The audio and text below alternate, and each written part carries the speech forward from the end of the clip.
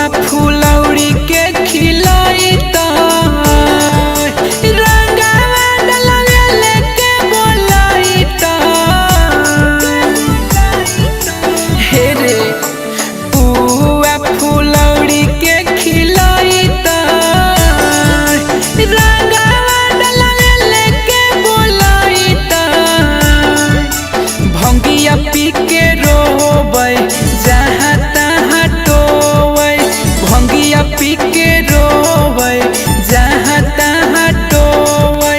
सुतल रहबै घर के पछुआरिया हे रे भईवा होलिया में सुना रहतै पिचकारिया हे रे